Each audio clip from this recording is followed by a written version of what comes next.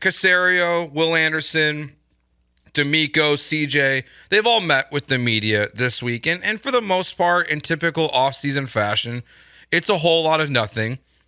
Like you, Paul, I do find it interesting that Joe Mixon met with the media, and I believe Danielle Hunter met with the media, but Stefon Diggs has not met with the media here in Houston. I just find it intriguing that he's not made that public appearance yet for the Houston Texans. I don't feel entitled to a Stefon Diggs press conference because press conferences are generally boring, but Stefon Diggs is already the most interesting member of the Houston Texans. He is outspoken. He is somebody that is coming from a situation where it seems there was drama that led to him leaving the Bills and joining the Texans. And he's the newest Houston Texan. Yes. So it is a bit surprising. And the splashiest Houston Texan edition. Perhaps ever. Yeah. So it is surprising that we haven't heard from him. Maybe that's a request he made. Totally fair to do it. I'm sure he's annoyed with all of the attention that he's kind of created for himself when it comes to the end of his time in Buffalo and now joining the Texans. Maybe the Texans felt that, okay, we're going to try to make him seem like he's just one of the guys on the team. But it is weird that with Danielle Hunter and Joe Mixon, they didn't do that. Yeah. And it probably is a lot about nothing. To your point, it probably is just like, I don't want to deal with this right now. I don't want to be peppered by the media of questions about what went wrong with Josh Allen, about saying on Twitter that Josh Allen wasn't good before he got there. It's curious. But Nick Caserio, when he met with the media, there was a couple things that stood out to both of us because both these clips stood out for you, and then I listened to them as well, and I was like, oh, that's interesting. We'll start here with Nick Caserio, who he got a little snappy when asked about big names in the Houston Texans. Yeah, I mean, look, I don't really know what that means. I think, when you put the team together, you look at the opportunities that are presented in front of you. You have X number of dollars that you have available to you, and it's all about resource allocation. So, I mean, Devin Singletary, was that not like a big enough name last year, I guess? So, again, we're looking for good football players with the right mindset that come in here, espouse our philosophy, and then ultimately have to go out there and perform and play football. He's such a nerd. I love it, though. He's a football nerd. I love resource allocation because it was something he would say a lot in the last two off seasons before this one when the Texans wouldn't do anything. He'd be like, and he would use that as a reasoning why the Texans would do nothing. And that it wasn't time, whatever excuse he wanted to make. But yeah, a little snippy there. I don't know why. I like it. I do too, but just it is, though, in a way, him defending his team. What? Devin Singletary isn't a big name. Well, he's not on the team anymore. Look, for us, we talk about sports on a daily basis. We look for the big names because generally people want to hear us talk about the biggest stars in sports. But for someone like Nick Caserio, it's his job to look at everybody on the roster and look at what they can do and what they can't do. So the idea of big names, it is beneath him. And I like that he responded in that way. I'm sure some people are rolling their eyes at him. But you know what? I feel like with Nick Caserio, if we trust Nick Caserio, like some of you people claim, except for, oh no, he got rid of the end of the Stefon Diggs contract. Oh no, he sucks again. He drafted CJ Stroud and Will Anderson and Nico Collins, among others, but whatever, forget all of that. I feel like if he's going to push back like this, instead of saying, oh, who does he think he is? I'm going to say, cool, I like it. It's more interesting than anything he says at his press conferences. 100%. Which are so boring. And look, nothing against him. But how boring are they, Paul? Joe, I told you about how I do this with every Nick Caserio press conference because it just makes me laugh. What I do is I copy and paste some of the answers into a Microsoft Word document because at the bottom of the Microsoft Word document, it'll show you how many words were said. Can you guess how many words Nick Caserio's opening statement was? Just guess. 450. 1,263. That's amazing. This guy can filibuster with the best of them. Imagine your opening statement is 1,263 words. Of nothing. Double spaced in Microsoft Word. Say we're doing an English paper again. You got to do the double spaced. Double spaced. That's 2.5 pages. If you go a little crazier and do the cheat trick that everybody used to do, where the double space after the period. Yes, exactly. Where you make the period a slightly bigger font. Yep. Oh my God, we're at 3 full pages with the opening statement. What Nick Caserio says is generally nothing. So I like that he's kind of being a dick at the beginning of these press conferences or at the end when he's answering these questions. Because, we think about big names, but he doesn't think about big names. Yeah, here's Nick Caserio again with the media the other day. When he was hot and bothered by being asked about bringing divas to the Houston Texans. Number one, I don't even know what that definition means. Doesn't know what it means. Again, we're not worried about, we're worried about what a player does when he walks in our building. So we do our research. We talk to our players. We talk to other players all the time. We talk to our players, as an example, like a lot of the guys are in the draft.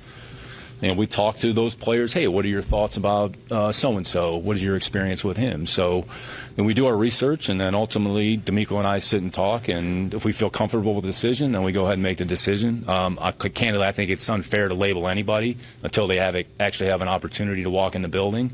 Again, our environment's different than another environment, so we really don't know what's going on in 31 other buildings. We know what's going on in our building, so excited to have stuff here. I love that he's like, I don't know what that means.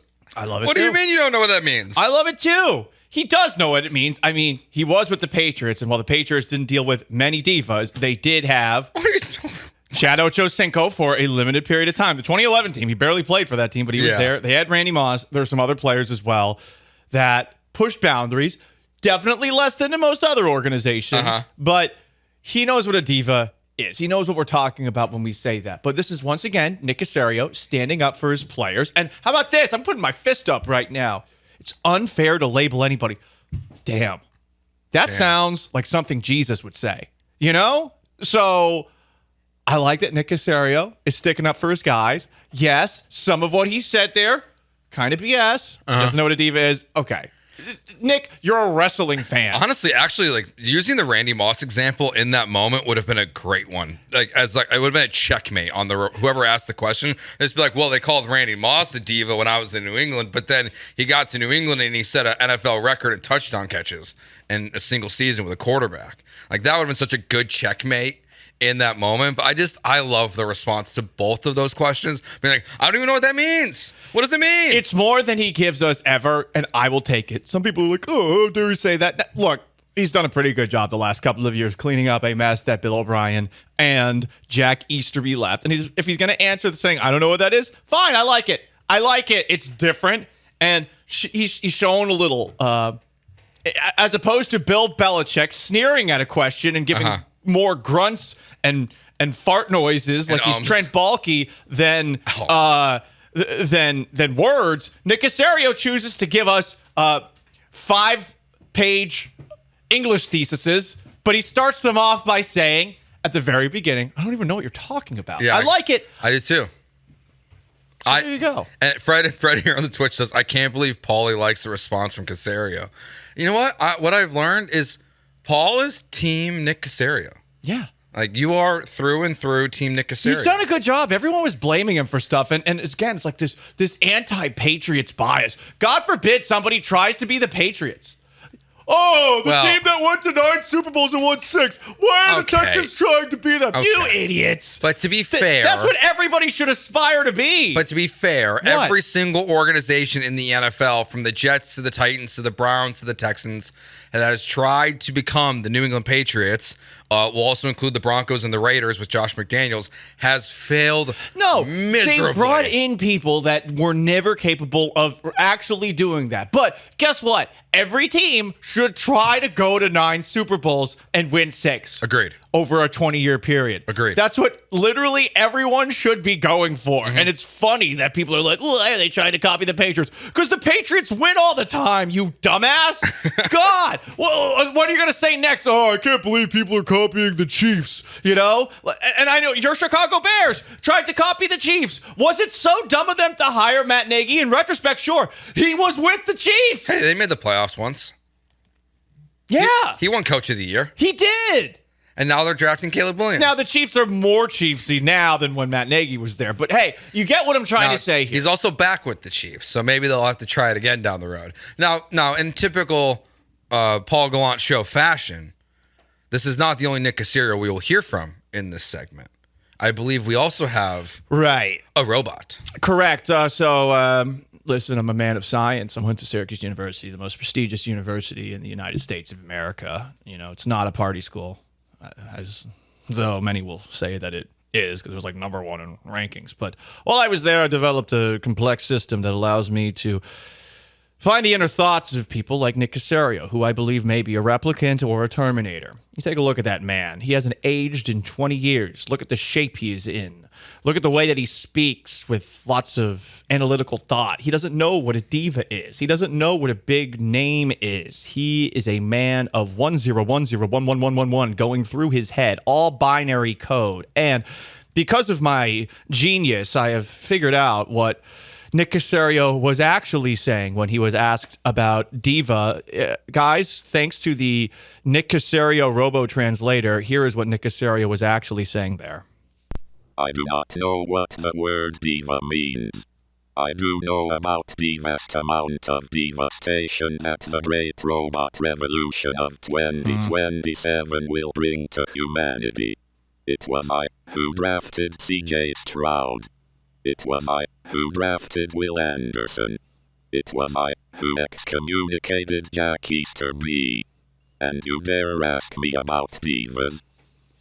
Like what he did there. You hear that? He says, like, He just said the world's going to end in 2027. He That's my biggest takeaway, that the robots are going to take over in 2027. And he also said devast devastation. But 2027, He's cute. we got 3 years left? Well, hey, it's That's better. all we got? It was 2026 last time we heard from him. Oh, so it's moving back. I think he's realizing, well, I might have a dynasty on my hands here. so every single year the Texans are good, the farther back he pushes Correct. the robot revolution. Yeah, so we got to get a couple of Lombardi I'm glad that trophies you're here. also tracking the robot revolution that Robo Caserio is about to incite on us. You know, like, I'm glad you know that it was 2026 and now it's 2027. It just makes me feel better about life.